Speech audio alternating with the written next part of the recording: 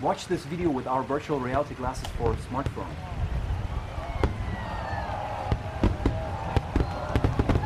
virtualvizor.com.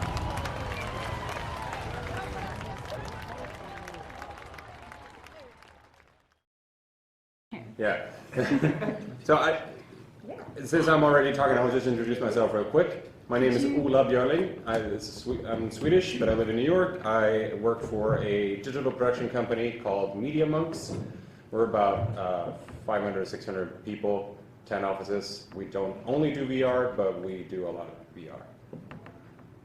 Hi, I'm Dr. Ansay from Germany, and we are marketing our VR baseball cap, which is this product. So you can attach any smartphone quickly like this and either use it in your hands like a cardboard using your hands as shades, or attach it to our VR baseball cap and turn it into the most comfortable VR headset. It's very stable.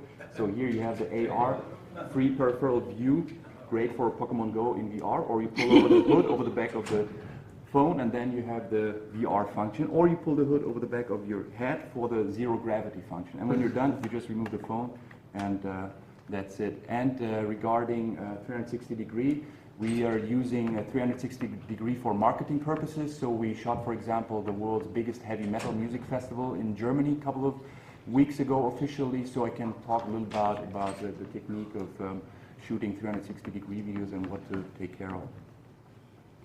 My name is Vivi Tai. I am an actor. I did a 360 short recently with Serif Productions. They're really into the 360 narrative, and we've also been talking about me writing some stuff. I have a couple of scripts that might work for it, if we can get the funding.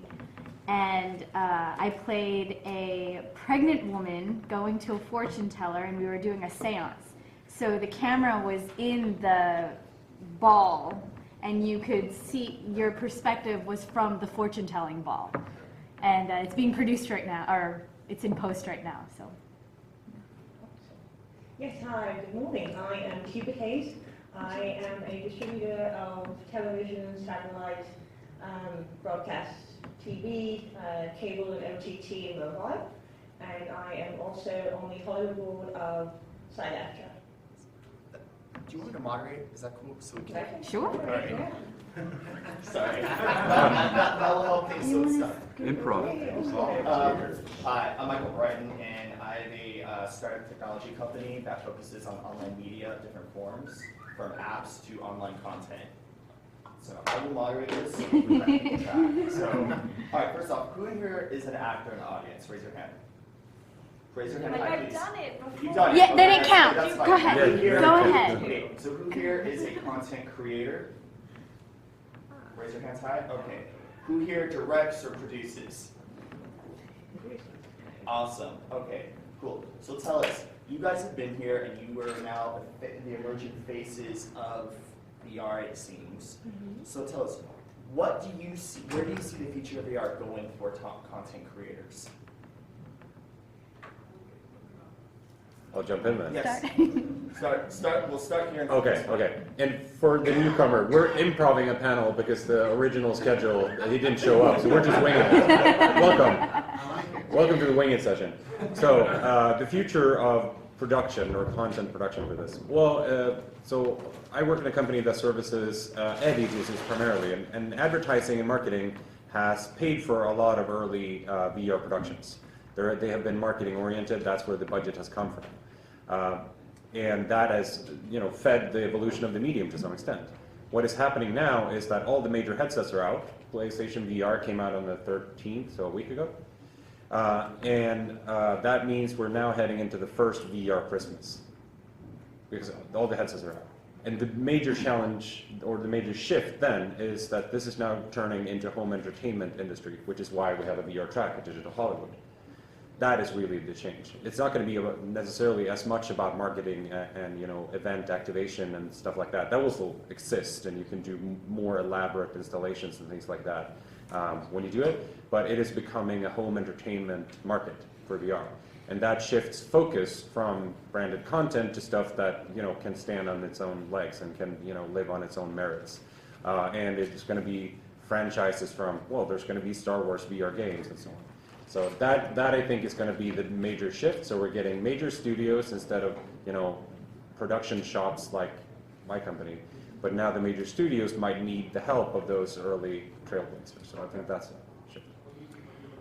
I think the main content for the mass market, the high quality content will come out of animation movie studios like Walt Disney, DreamWorks, because it is quite easy to convert existing animated movies into VR because they already have all the data. It's computer generated, so they basically only have to do a little extra work to put the viewer inside the animated world.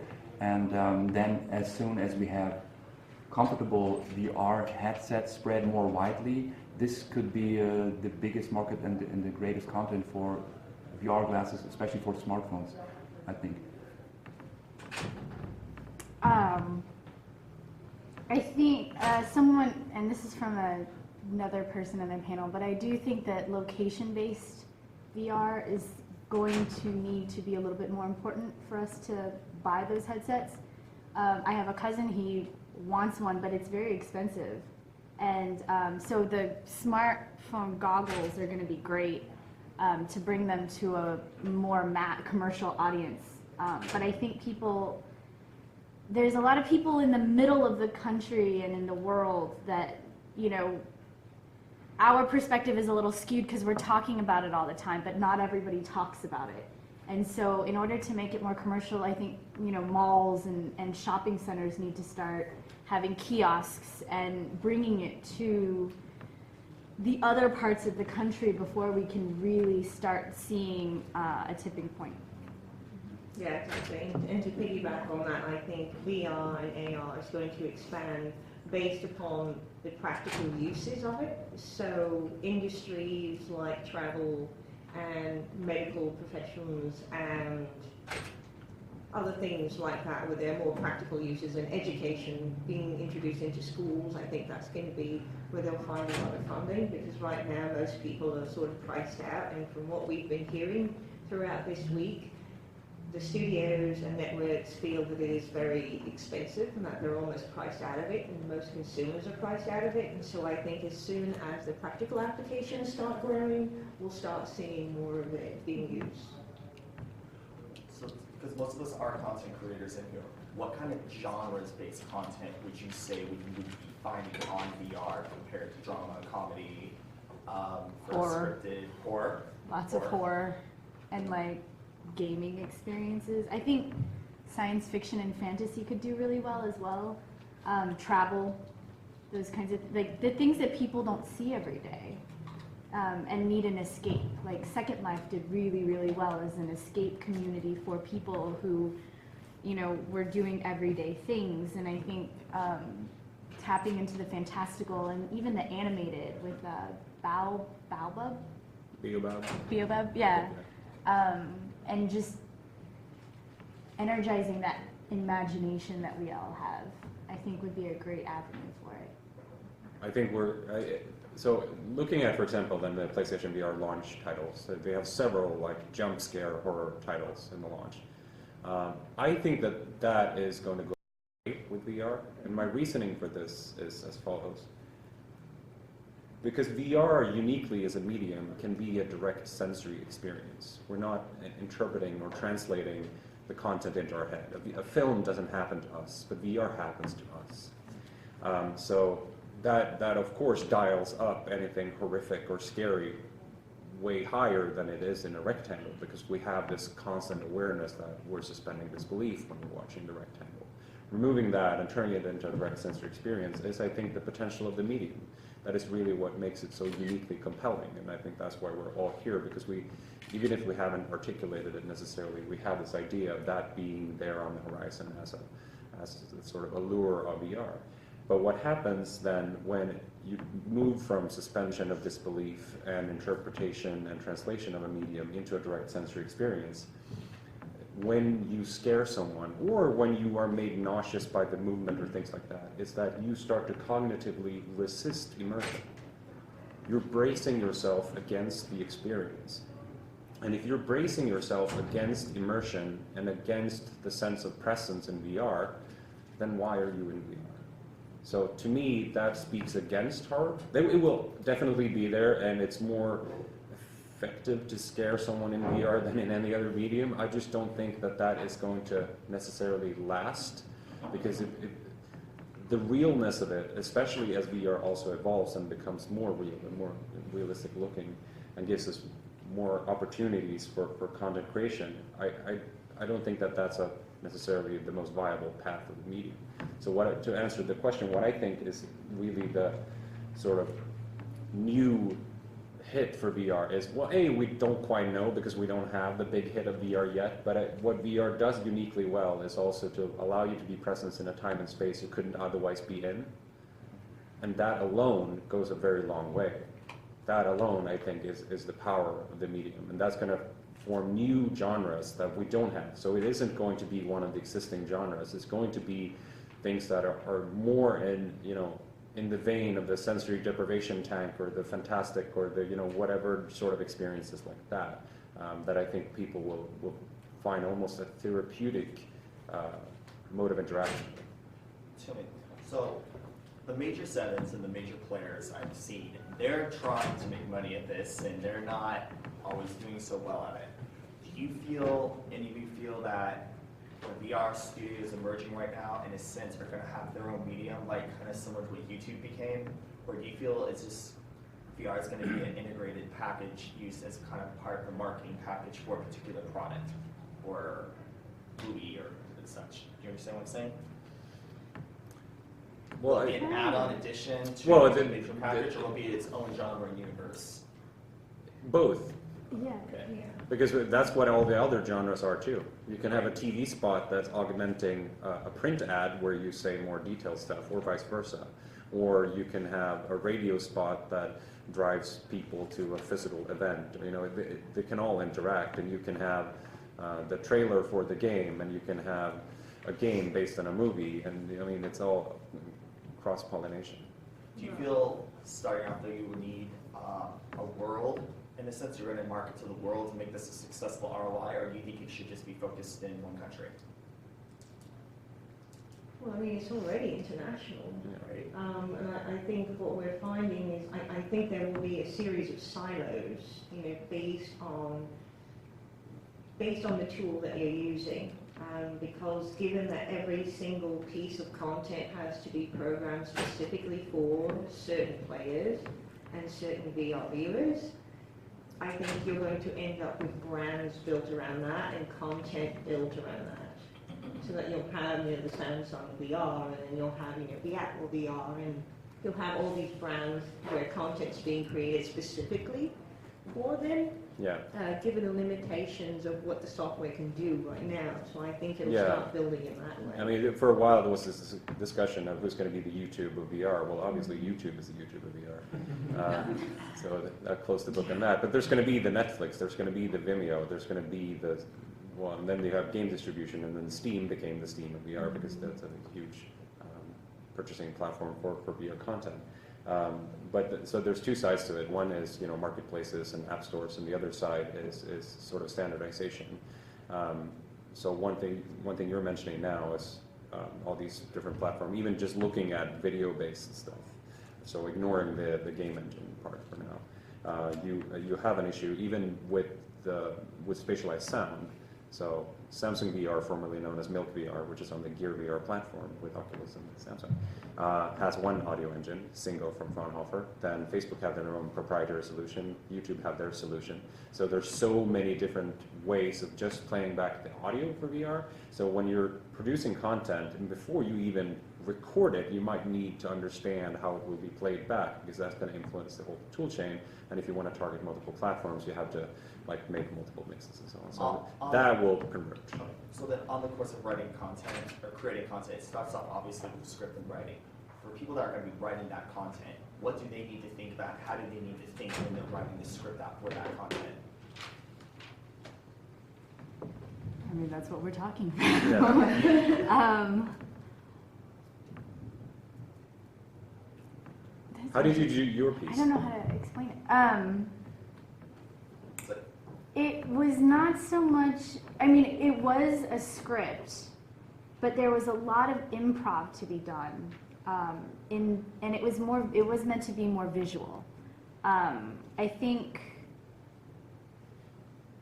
depending on I think content is going to determine what's better, whether it's an integrated package or if the indie market can kind of do a better job. I think it really depends on what people are attracted to in the stories.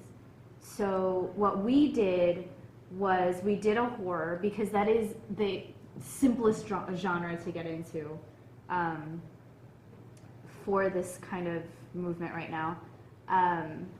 And we did a lot of visual effects, and it wasn't as much dialogue as it was getting to experience what it was like to be in a seance and to have something otherworldly come in and mess with you. So short form, I think, is really important for right now. I think long form has a place, but we need short form content in order to get people excited about it and then move on to the bigger stuff. I don't know if that answered the question. Relating to that, I was just about to ask, how long do you think it'll be until there's like feature length of this? Because everything that I've heard from the other panels, it's all like 2-3 minute videos, maybe a 10-minute video. But then I've seen like The Eagle Huntress, which I just saw that premiere. Would have been a great movie if they had known this equipment was out there, if it was, you know, perfected and they had done it now, because it takes place in like a remote location in Mongolia, and I feel like that's one of those movies that would have been great to be able to experience like all of the views. Yeah. But that's a full length. I think feature length will have to wait until the VR sets stop making us so nauseous. Because even having that thing on for like 15 minutes, like I take it off and I'm discombobulated. Like I can't. It's hard. Is that it? Or? So then this will go to my next question: is when it comes to the physical technology with goggles, where do you see that advancement going?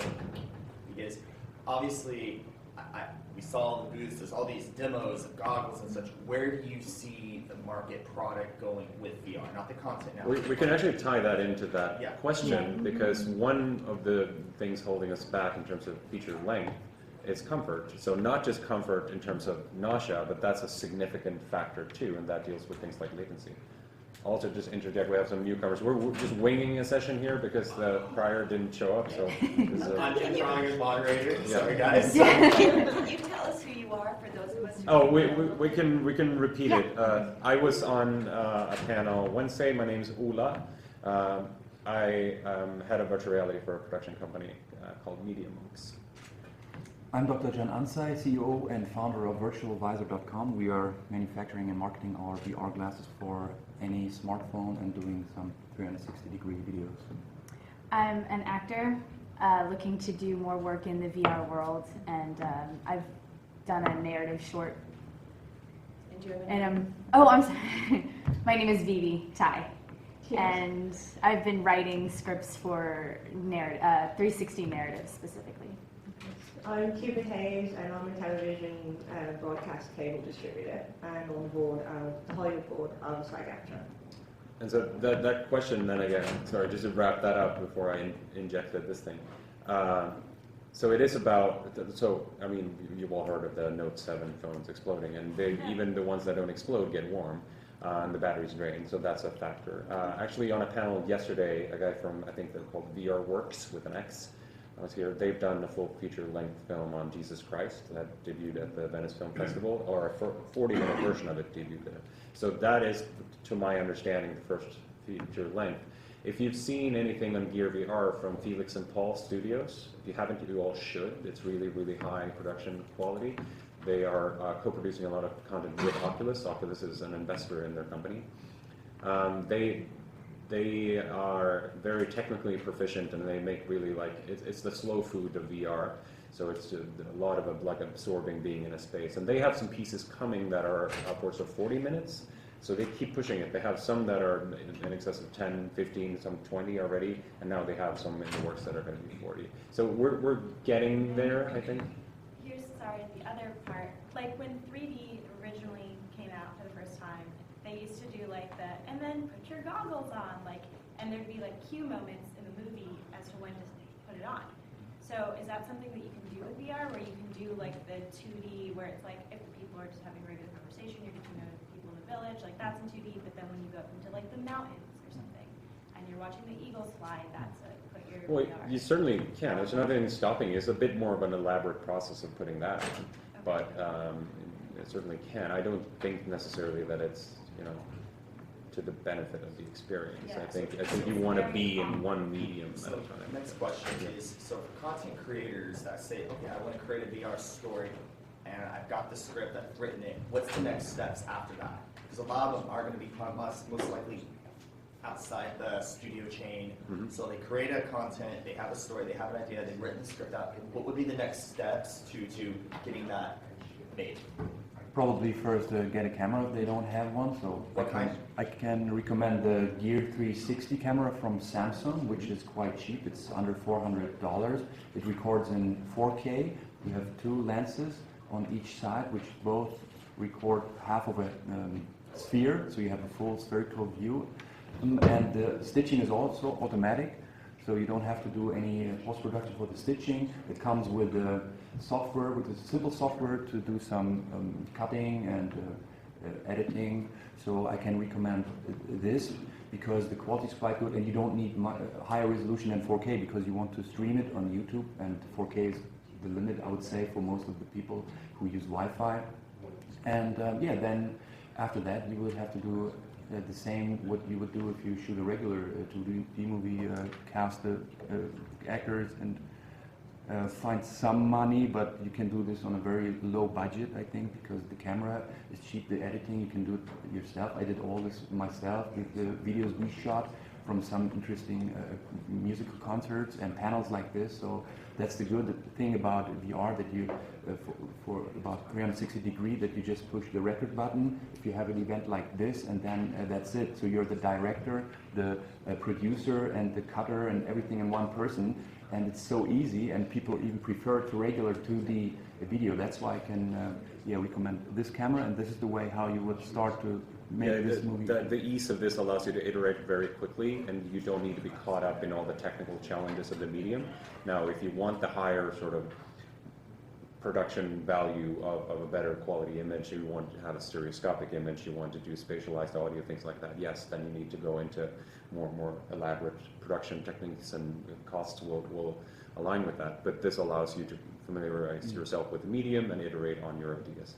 So then, I think it's something, I just wanted to add, I think it's something that makes it so exciting at this time for VR and AR, because you're sort of having to reverse engineer a film, really, because you're really limited in the technology is going to dictate to you what kind of story you can tell and what kind of story you can write. And so I think really for the first time it's really making sure that good writers pay attention to the capabilities of the technology and getting the content out there, because that's really the struggle now, is that even with the VR that does work, the quality of the content isn't very good, and there's really no there yet. so after the content is done and it's created, sorry, what's the question real quick? There's a question? Yes, Yes. she was first. I just missed the name of this particular camera, and how does it compare with the consumer Pix Pro or the... With the Pix Pro, you got to buy two to get a full sphere, and that will get you a slightly better image because of the sensor and optics. Inside? Yeah. So the result, the end result that you're viewing, how is the quality? Because none of them are that great when you look. Yeah, then I would, I would probably start here, and if I'm going to do the next step, I'm not going to go to the Codex Pix Pro. I'm going to do like a GoPro Omni Cube of 6 or something like that, which is a significant step up in cost, but also in quality. And from there on, you are almost looking at So proprietary what's the name solutions. of that one? Samsung Gear 360. Oh, that's the Samsung. Yeah. Okay. Yeah, it's painted black, so not to distract the audience. You painted it. Your next question? All right. So on that, with that camera, we do our VR and put it on YouTube. 2 questions. Somebody who isn't wearing the VR glasses, what's their experience of seeing it? They can, yeah. It's like a magic window, so you can like hold, it uses the gyroscope and accelerometer of the phone, so you're looking around, it's a magic window into the world. Or you can click and drag on desktop or do it like this to pan around with the image. So the person would, so the viewer at home or on their computer or mobile phone, they wouldn't need to have VR glasses on. They would still have some. They could view the content to some extent, but that's still looking into a rectangle. The significant difference of a head-mounted display is that you are occupying the depicted Right. space. You're inside of it. You will never be You're inside of immersed it in in this it. mode. And shooting on that camera, would they need the gear equipment, or would they be able to use Google Glass or the New York They- Times? It outputs a universal format. It's called equirectangular projection. So it's a video that is a rectangle but represents 360 degrees. That is what you get on YouTube. You can upload that to Facebook 360 as well, and it will convert it to its own format. So that is a universal format and not requiring any specific hardware. And the good thing about 360-degree videos, you can also watch them on your desktop screen and then drag the image left and right, for example, and that makes it so great because you can reach a mass audience, because people who don't have the glasses can see the same material, but people who have the glasses have an even better experience because they're right in They're in the room. in the world. Yeah. Another question right here, Lucia? One note regarding those two lens style cameras that I've found when I'm working with them is they're basically fisheyes.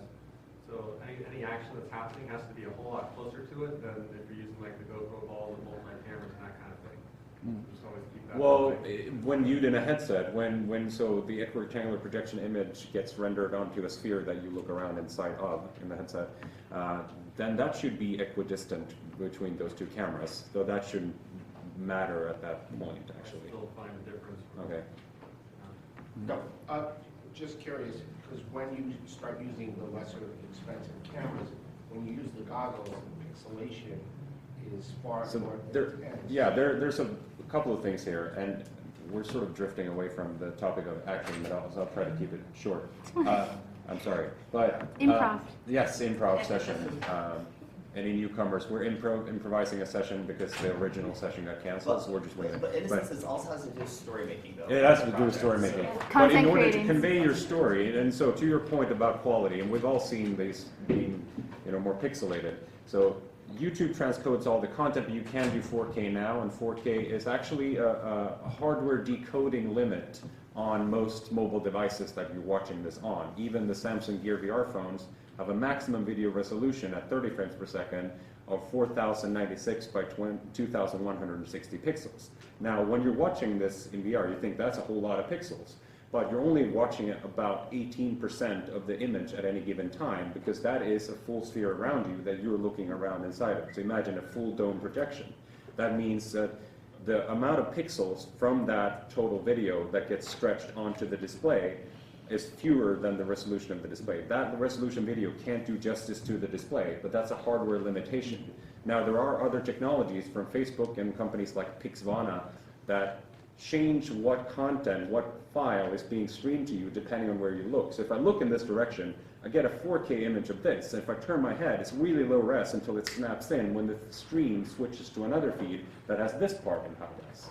So that type of technology will allow you to get the sort of perceptual equivalent of 6K or 8K, even though the hardware can't technically render that as a single video file. One quick question now, back to Yeah. content Yeah, creating. sorry. Okay, is that now directors? All right, directors have that vision. I don't know if film schools yet are teaching VR directing in a sense. So if someone were to direct on a VR experience, what does the director have to, in a sense, know how to communicate, what to communicate to the actors? What's different? What is different from directing? Say, okay, I've directed a feature film, great, but you directed a VR experience. What would a director have to do? The timing is very different. Okay. Because people can look anywhere, if you have something that's suspenseful, it needs to come faster. And it's like a different, it's very different watching something on a two-dimensional screen where you get to control where someone looks, so you no longer have that control, which means either multiple storylines or having different things happen where it doesn't really matter if your audience member caught it or not, because they would still understand the story. In terms of acting, which go very close with the directing part, is actors are going to need a more theatrical background in terms of there's a possibility that someone is looking at you all the time. So like cutting and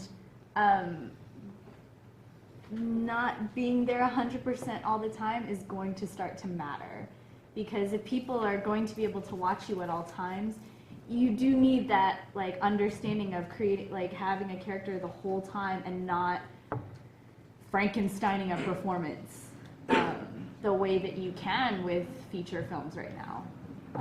So it's really important for your actor to be very good. Yeah, and remain in character. And remain in character the whole time. We have a question? Yeah. Well, if I could speak right to that point, I don't know how many of you were in the Halcyon yesterday, but they were saying how there are two leads, two females playing the detectives. One had a strong film and TV background. The other one had never done film and TV, but had a strong theater background. When they did the linear version, this is a show that's linear and VR. When they did the regular TV version, the film actress was fine. And the theatrical one had a little bit getting up to speed to be small or whatever. But then when they did the VR, the theater actress soared because she stayed in character. Even when she wasn't the focus, she was doing her little things. And the film actress was floundering a little bit more because she wanted to be small, she wanted to be real, but then she wanted to be done.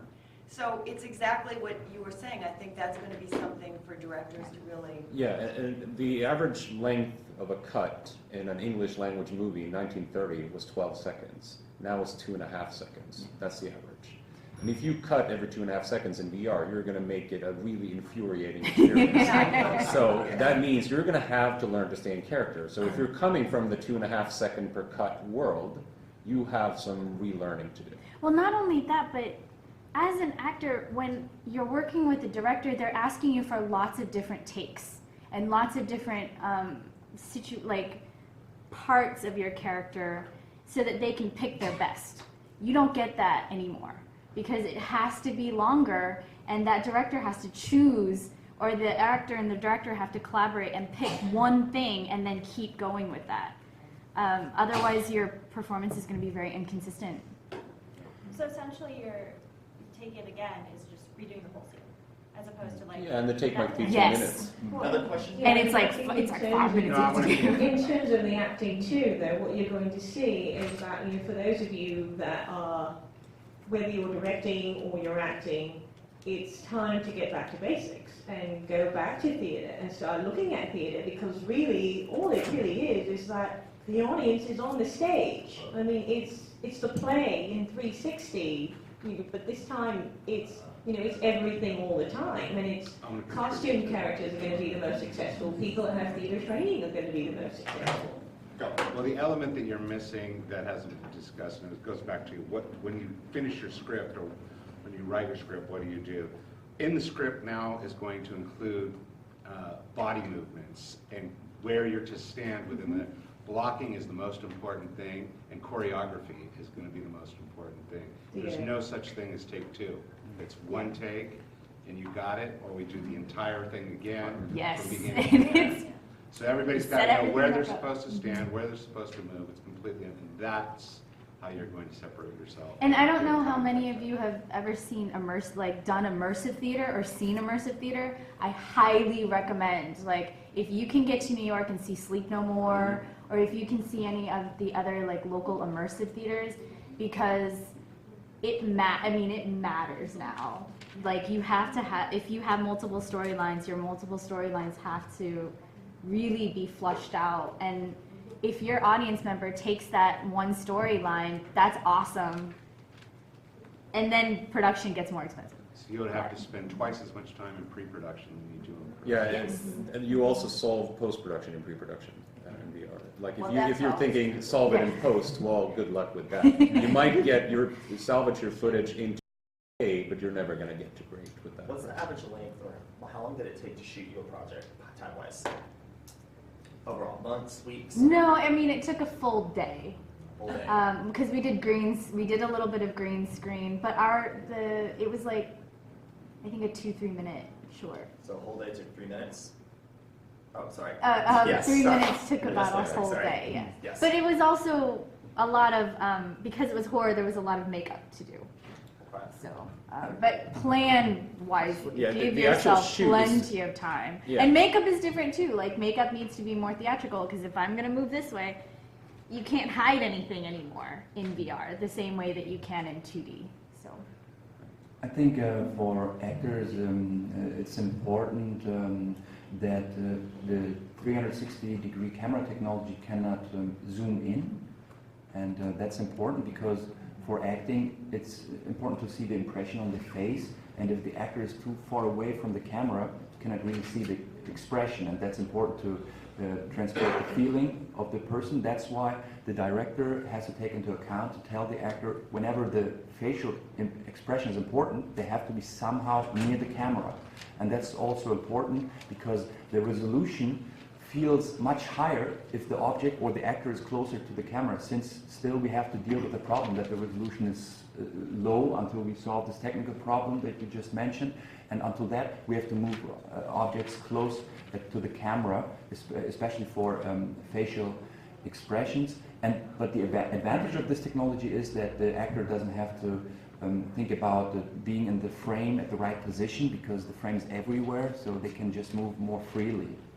in response to that, I would also say learning physical, like as, I'm not sure the experience level, but physical movement is now going to be brought back and more important, because if an actor is far away, then their body is going to have to do the talking for their face. And improvisational games and learning what your body says when is going to be really important. And it's not just going to be about like here up anymore. It's full body. She has a question? So going back to the, the fix it and post. So I'm an editor. I mean, besides the fix it and post, and I hate the fix it and post because sometimes just Because it's annoying. I want to fix everyone's problems.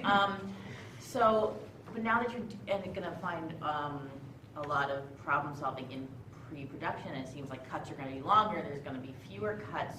What are the implications for post people? Well, one thing for sound is a Now huge. your There should be just more most panels on important sound thing. here Yes. next year, I hope, because sound is half of your experience. But one thing is editing, because if you're editing your rectangular video, your unwrapped full 360 video on a screen, you are going to fall into an editing pace and editing style that isn't catering to the medium. So you need to be able to edit in a headset so you can feel the pacing, the way the content is meant to be consumed. And you can do that in things like Adobe Premiere with Oculus Rift right now, so you can plug that in and do editing in VR. That's actually crucial for understanding the pacing of your content. For audio, let's go back to that then. Dealing with audio. Okay, so generally, you got a boom mic. You can't probably have one of these on these kinds of sets. So, do you feel it's more of a lavalier type strap-on? Is that the best option?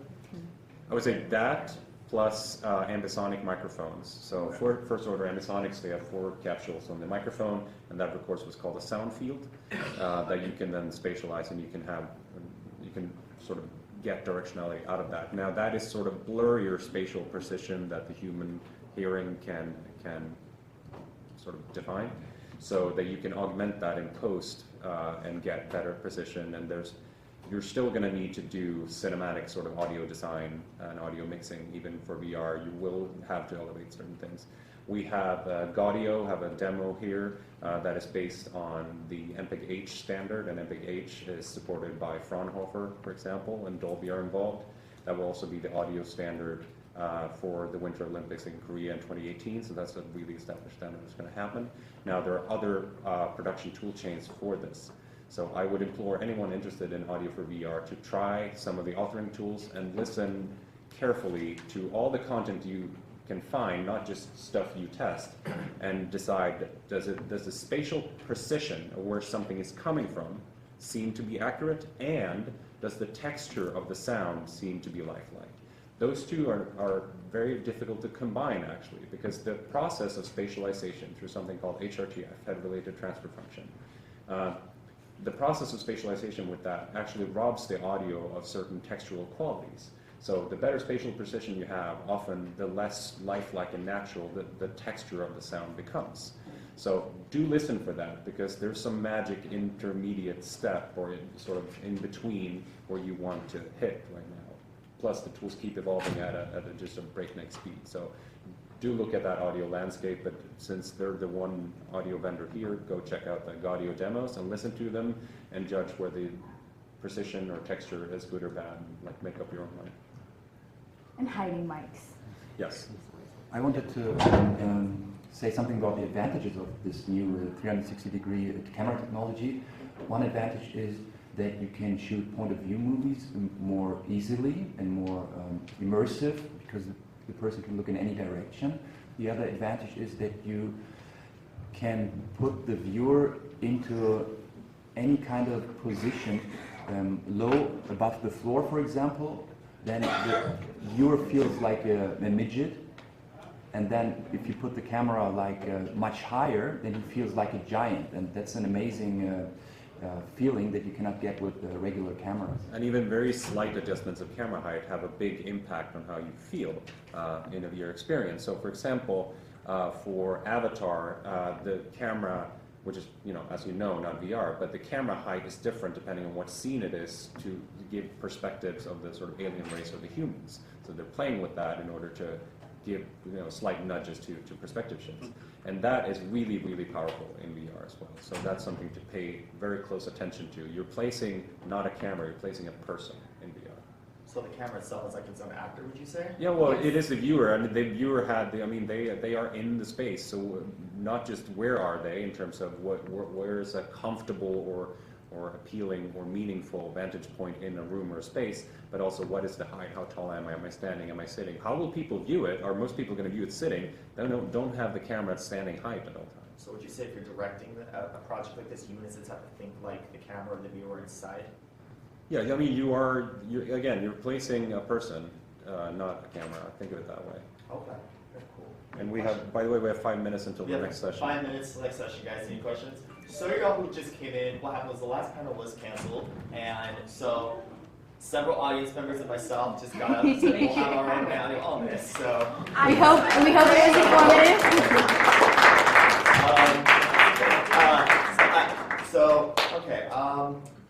Question, yes. Hi, I'm Ansay, an actor.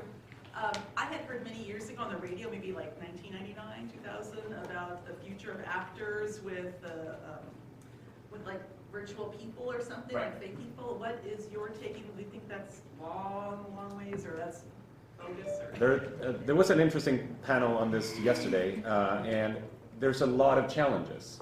So even if you're able to do volumetric capture, so you film not just light, but you film geometry as well. And so that I can walk around something as it's playing back. That gives me a lot stronger sense of immersion of being in the place. So because of 360 video right now, I can't move. The camera is where the camera was. But we're getting to move around that with what's called volumetric film and videogrammetry, and then I can move around. But what happens is, if I film you that way, and then I'm in VR, and I'm watching your performance, I lose eye contact because your eyes will be looking in the direction they were looking, and now I can walk away from eye contact, and suddenly we have that problem. And volumetric capture of things like hair is really difficult.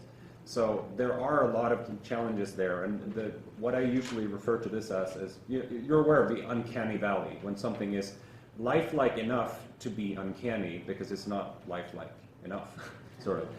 There is this dip in believability before it becomes actually believable. And the uncanny valley is extremely deep in VR because you feel like you're physically present with someone. So if that doesn't convince you it's a human, and we're all really well trained on identifying humans at this point in our lives. So if it's not a convincing human, it's not going to fly. So we're going to get there, and we're making crazy strides, and there will be acting jobs that is about performing as someone else. Like you take the appearance of one person and the performance of another. We have that with mocap already, and that's going to happen with VR.